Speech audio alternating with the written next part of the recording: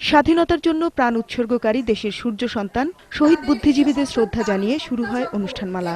দাবি উঠে ৭১-এর যুদ্ধাপরাধী ও মানবতার বিরুদ্ধে অপরাধীদের বিচারের। আমরা পৃথিবীব্যাপী দেখতে পাচ্ছি যে ৬০ বছর কি ৭০ বছর আগে ঘটে যাওয়া যুদ্ধ, সেই যুদ্ধের অপরাধেরও বিচার হচ্ছে। কিন্তু বাংলাদেশে আমরা একটা বিচার চাইছি।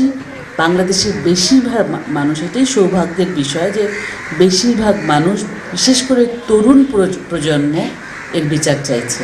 ঢাকা বিশ্ববিদ্যালয়ের আইন বিভাগের ছাত্রছাত্রীদের অংশগ্রহণে একটি ছায়া আদালত গঠন করে যুদ্ধাপরাধীদের প্রতীকী বিচার করা হয়। আজকে ইউগোস্লাভিয়াতে ট্রাইব্যুনাল হচ্ছে মহামান্য আদালত ৬৫ বছর পর।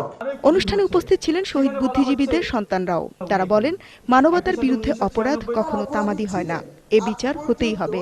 ৪০ বছর পরেও যখন আমাদের দেশে বিচারটা শুরু হয়েছে, তখন এই বিচারকে যারা বিতর্কিত করতে চাইছে, অর্থাৎ আমি বলতে চাইছি এই নতুন যে একদল মওদুদ অথবা মাহবুব গড়ে উঠেছে, এরাও ওই যুদ্ধাপরাধী বা মানবতাবাদ বিরোধী যারা ছিল তাদেরই দোষর। দলীয় আবৃত্তি, বিজয়ের গান আর মূকাভিনয়ের মধ্য দিয়ে শেষ হয় অনুষ্ঠান। মানবাধিকার দিবস থেকে বিজয় দিবস এই শিরোনামে উৎসব চলবে ১৬ ডিসেম্বর পর্যন্ত। শামীমা দোলা, বৈশাখী নিউজ, ঢাকা।